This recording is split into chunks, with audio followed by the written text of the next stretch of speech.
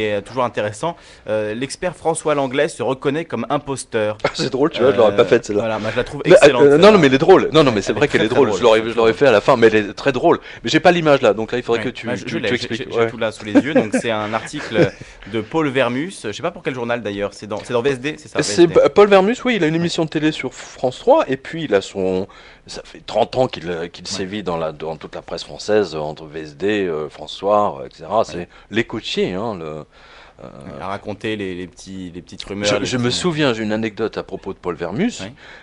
C'était à l'époque, il était au Quotidien de Paris, donc il avait sa colonne dans le Quotidien de Paris d'écho, ragot, enfin tout.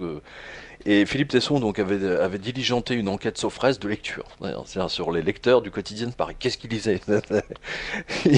Les politiques, étrangers, sociales, machin, truc. Et quand il a reçu les résultats de Sofres, il était absolument effondré. Les gens se précipitaient sur la rubrique de Paul Vermus. Les ragots de Paul Vermus. Exactement. Ouais. Les côtiers. On appelle ça des côtiers. C'est une vieille tradition de la presse française. Ouais. Il était effondré. Il était persuadé que c'était ses éditoriaux à lui. Et pourtant, oui, c'est ça. Et pourtant, ça m'étonne qu'à moitié parce que c'est vraiment de ce genre de choses que les gens sont friands.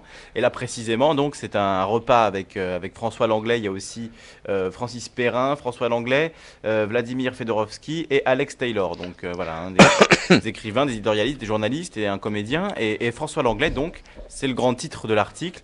En économie, je suis un imposteur et même un amateur. Voilà ce que dit François Langlais en parlant de lui-même, en parlant de son travail sur France 2. Non, mais je pense qu'il a eu un éclair de lucidité, un moment d'honnêteté. Là, mais c'est vraiment génial parce qu'on s'est à se demander si c'est vraiment bien la même personne, tu sais, qui est face à Mélenchon ou à Marine Le Pen ou à Moscovici, tu sais, qui arrive avec sa crâne tu sais, dans le genre professeur Nimbus, tu sais, genre, tu sais, les profs de physique. Tu sais, moi j'avais un prof de physique comme ça, et, tu sais, qui te faisait qui te noircissait le tableau à la fin, t'avais des mots de crâne comme ça. Ouais. Il y avait une pub Peugeot là, je crois, tu sais, avec le mec qui dit vous avez 2 heures pour trouver qui de Paul. Ah oui, qui va payer le moins cher. Qui va payer moins cher. Bah, c'est vraiment ça. Ouais. Et là, d'un second, le même mec qui ne connaît rien en fait. Non mais c'est génial. On se souvient que c'est lui qui avait dit notamment que la Fed faisait pas de planche à billets, Oui. que les Américains faisaient pas de planche à billets. Absolument. Aussi, ouais. Et donc voilà, tu écris la pseudo tête d'œuf qui cherche des poux et qui vous explique que la Fed ne fait pas de planche à billets se reconnaît lui-même comme un imposteur au cours d'un entretien avec Paul Vermus dans VSD. Et ben au moins c'est clair. Hein. Et le pire c'est qu'il va continuer. Voilà, c'est un lecteur qui m'a envoyé ça. Et je le remercie parce que donc allez voir sur quotidien.com parce que vous avez la capture écran du truc. Ouais, et je cite l'extrait en oui, question. vas-y. Ce journaliste diplômé de philosophie, c'est important de le préciser, ce journaliste diplômé de philosophie qui parle le mandarin se confesse. En économie, je suis un imposteur et même un amateur. Je n'ai pas la moindre formation. Si ma chronique sur RTL bénéficie de 3 minutes, mon édito dans le journal de 20h sur France 2 ne doit pas dépasser les 50 secondes. Un véritable exercice de style. Il faut être le plus simple possible. Une crise comme celle que nous traversons arrive tous les 80 ans. Bon, après, voilà, il continue. Il déroule son truc, stop. Oui. Tu viens de dire quelque chose de très intéressant. C'est fabuleux. Ouais. Non, mais c'est fabuleux. Attends, nous vivons des moments historiques.